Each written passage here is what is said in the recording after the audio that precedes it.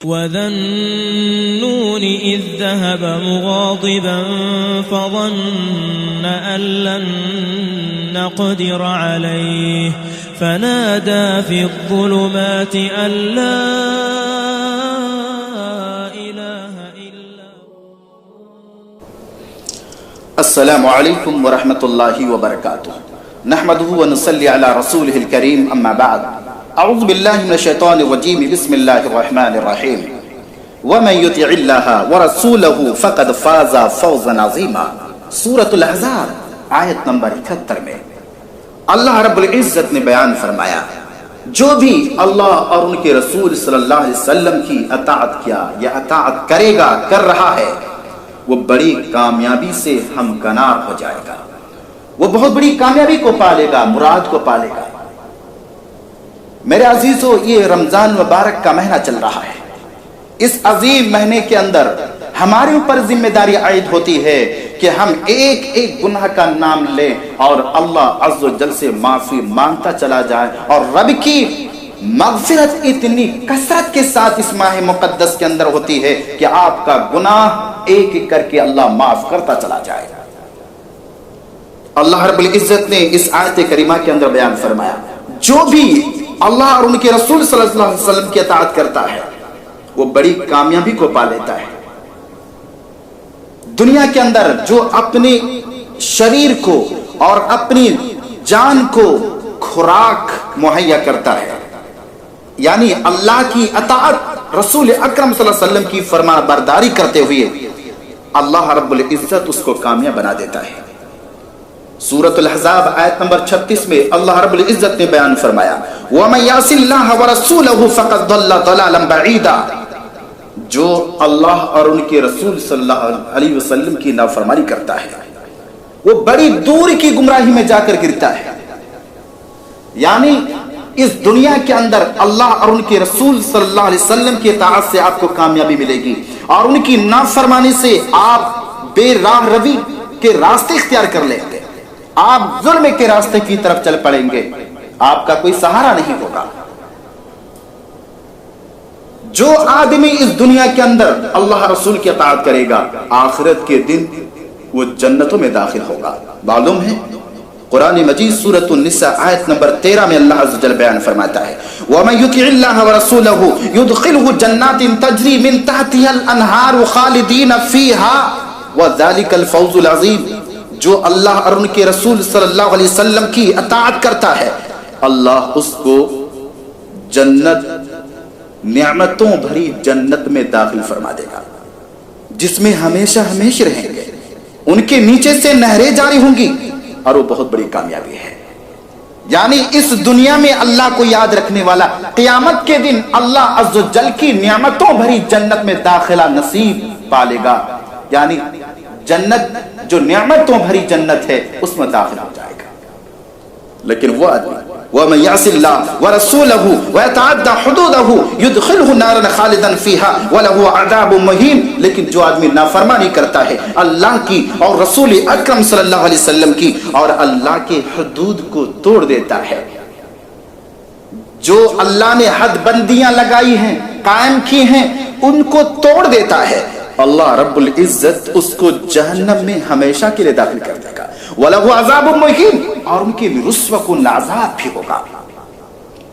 آپ جانتے ہیں اللہ کی نافرمانی سے انسان اپنے نفس پر بھی ظلم کرتا ہے، اپنے اوپر ظلم کرتا ہے، اپنے اہل کھانا پر ظلم کرتا ہے، اپنی زندگی کے ہر پہلو پر ظلم کرتا ہے، اس لیے کہ معصیت بہت بھیانک چیز ہے۔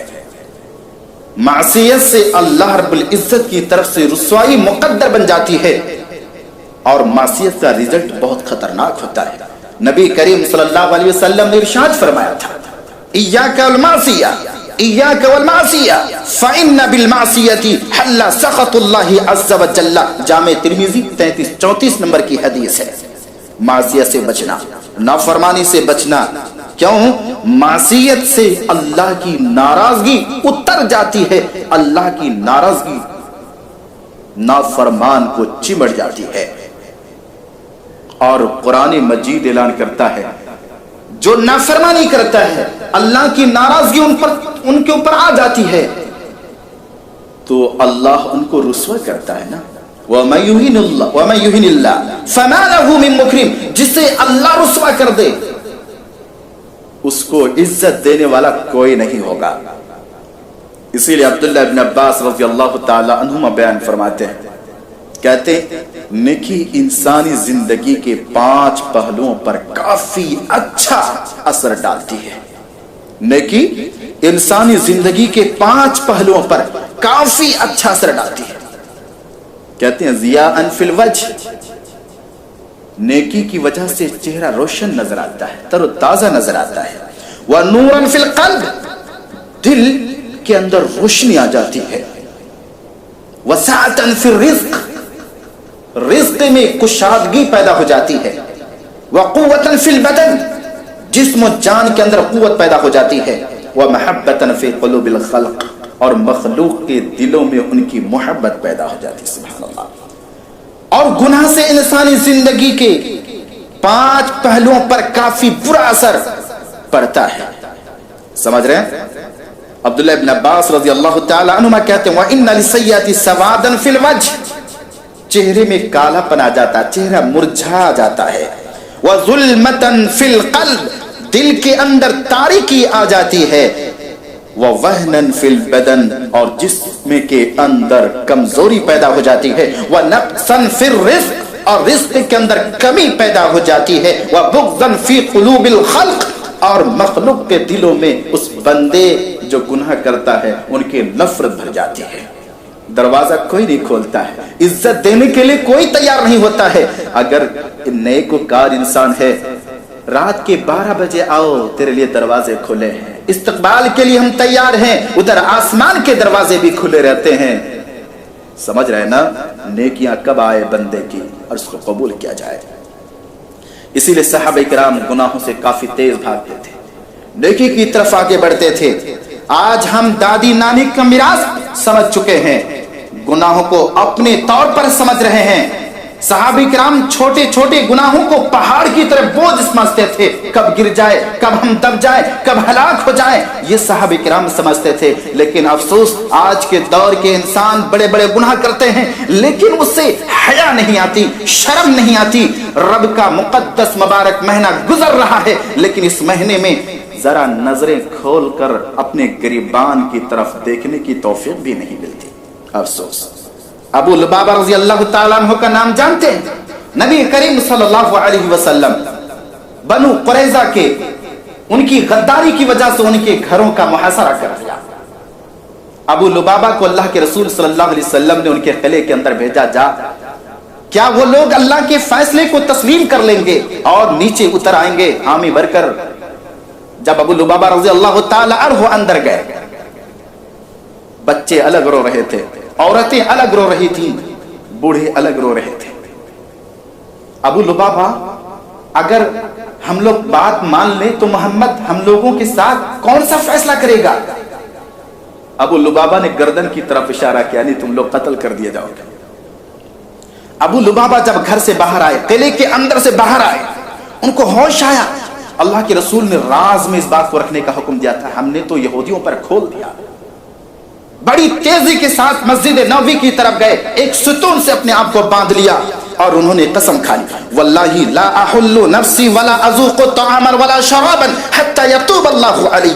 قسم اللہ کی میں نہیں کھولوں گا, قسم اللہ کی میں اس بندھے ہوئے ستون سے اپنے آپ کو آزاد نہیں کروں گا, اور اسی طرح سے لا اذوق طعاما, کھانا بھی نہیں کھاؤں گا, ولا شرابا, پانی بھی نہیں پیوں گا, حتی یتوب اللہ علی, یہاں تک کہ اللہ میری توبہ کو قبول فرما لے. سیدنا ابو لبابہ رفاع بن عبد المنذر رضی اللہ تعالیٰ عنہ 7 دن گزار دیے. آپ کی صاحبزادی تھی, ضرورت کے مطابق آتی تھی, آپ کو کھول دیا کرتی, یعنی پیشاب پاکنے کے لیے اور اسی طرح سے نماز کے لیے, پھر اپنے آپ کو بندھ لیتے تھے. 7 دن گزر گئے, ایک دن بے ہوشی آ جاتی ہے, غش کھا کر کے زمین پر گر پڑتے ہیں. اللہ تعالیٰ توبہ قبول فرما لیتا ہے. نبی کریم صلی اللہ علیہ وسلم ام سلمہ رضی اللہ تعالی عنہا کے حجر مبارک میں ہوتے ہیں. अल्लाह के नबी सल्लल्लाहु अलैहि वसल्लम पर आयत नाजिल होती है, अल्लाह ने अबू लुबाबा की तौबा को कबूल फरमा लिया है। सैयदा उम्मे सलमा रज़ी अल्लाह ताला अन्हा कहती अल्लाह के रसूल सल्लल्लाहु अलैहि वसल्लम मैं अबू लुबाबा को खुशखबरी सुना दूं? अल्लाह के रसूल ने कहा हाँ। अल्लाह के रसूल सल्लल्लाहु अलैहि वसल्लम की बीबी उम्मे सलमा रज़ी अल्लाह ताला अन्हा ने हुजरे से अपने चेहरे को बाहर किया, अबू लुबाबा को खुशखबरी सुनाई। लोग कूद पड़े, दौड़ पड़े, लपके कि उनको खोल दिया जाए, लेकिन अबू लुबाबा रज़ी अल्लाह ताला अन्हु ने कहा वल्लाहि ला अहुल्लु नफ्सी हत्ता यकून रसूलुल्लाह सल्लल्लाहु अलैहि वसल्लम यहुल्लुनी, कसम अल्लाह की मैं नहीं खोल दे, मैं हरगिज खुलवा नहीं सकता। यानी मुझे मत खोलो, मुझे अल्लाह के रसूल सल्लल्लाहु अलैहि वसल्लम खोलेंगे। फिर अल्लाह के रसूल सल्लल्लाहु अलैहि वसल्लम तशरीफ लाए और हजरत अबू लुबाबा सैयदना अबू लुबाबा रिफा बिन अब्दुल मुंज़िर रज़ियल्लाहु ताला अन्हु को खोला। आप देख रहे हैं किस तरह से सहाबे किराम गुनाहों से भागते थे। आज हम मिराज समझ चुके हैं, गुनाहों पर हमारी जिंदगी पर कोई असर मुरतब होते ही नहीं है। हम गुनाह पर गुनाह करते हैं, गुनाहों में मजा आता है। इंसानों, हर चीज पर ध्यान देने के बाद तुम्हारी अकल ठिकाने में लगती है, तुम नेकियों की तरफ ध्यान दो, तुम गुनाहों से दूर होकर अल्लाह की तरफ आ जाओगे।